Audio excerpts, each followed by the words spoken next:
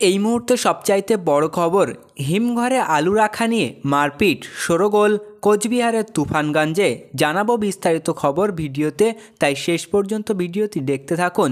চ্যানেলে নতুন হলে অবশ্যই চ্যানেলটিকে সাবস্ক্রাইব করুন। তো চলুন জেনে নেওয়া যাক বিস্তারিত খবর। হিমঘরে কে আগে আলু রাখবে তাই নিয়ে বচসা। ভ্যান চালকদের মধ্যে রেষারেষিকে কেন্দ্র করে সংঘর্ষের উত্তেজনা ছড়ালো তুফানগঞ্জে। রবিবার তুফানগঞ্জ থানায় অন্তর্গত চামটা এলাকার ঘটনা। আলু রাখার জন্য রাত থেকেই হিমঘরের সামনে লাইনে দাঁড়িয়েছিলেন ভুটভুটি চালকরা। সকাল 9টার দিকে 4-5 জন ভুটভুটি চালক এসেই হিমঘরে ঢোকার জন্য ব্যস্ত হয়ে পড়েন। অভিযোগ, লাইনে অপেক্ষা করতে রাজি ছিলেন না তারা। এভাবে ওভারটেক করে যাওয়ার প্রতিবাদ করেন কয়েকজন। তা নিয়ে মারামারি, প্রতিবাদকারীদের 2 জনকে মারধর করে বুকের হাড় ভেঙে দেওয়ার অভিযোগ উঠেছে কয়েকজন ভুটভুটি চালকের বিরুদ্ধে। এরপর ঘটনাস্থলে পৌঁছে পরিস্থিতি নিয়ন্ত্রণে আনে তুফানগঞ্জের থানার পুলিশ। গোটা ঘটনায় রবিবার লিখিত অভিযোগ দায়ের হয় তুফানগঞ্জ থানায়।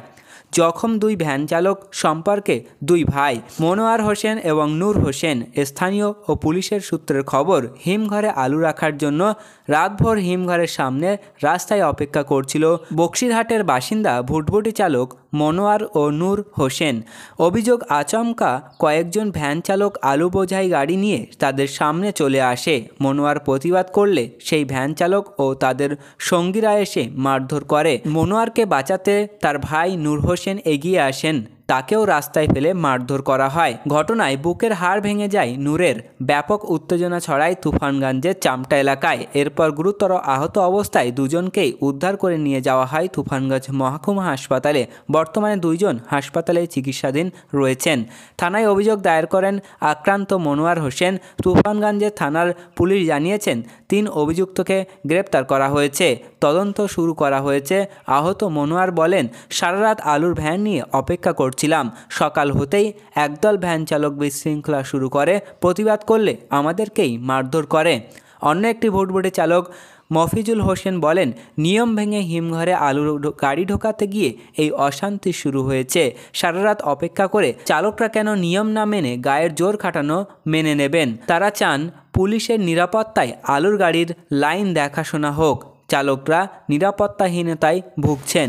চামটার রামেশ্বরম হিমঘরে 4 লক্ষ বস্তায় 20,000 টন আলু মজুত রাখার ক্ষমতা রয়েছে। সরকারি নিয়ম মেনে বন্ড বিলি করা হয়েছে।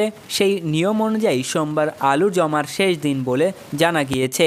একদিকে আলু মজুত রাখতে উদ্গ্রীব ট্রলি এবং ভুটভুটি ভ্যান চালকরা। কে কার আগে হিমঘরে আলু রাখতে তা নিয়ে নিজেদের মধ্যে হুড়োহুড়ি শুরু হয়েছে। হিমঘর মালিক বিকাশ আগরওয়াল বলেন, যারা যারা বন্ড নিয়েছেন প্রত্যেকে আলু রাখার সুযোগ পাবেন, কোনো সমস্যা হবে না। অথচ আলুর গাড়ি চালকরা হিমঘরে আলু রাখতে অকারণে হুড়োহুড়ি করছেন। হিমঘরের বাইরে ঝামেলা হয়েছে শুনে আমরা পুলিশকে জানিয়েছিলাম। তো বন্ধুরা, এই ছিল আজকের আলুর গুরুত্বপূর্ণ খবর। পরবর্তী এ ধরনের গুরুত্বপূর্ণ খবরগুলি পেতে আমাদের চ্যানেলটিকে সাবস্ক্রাইব করুন, পাশে থাকা ঘন্টাটি বাজিয়ে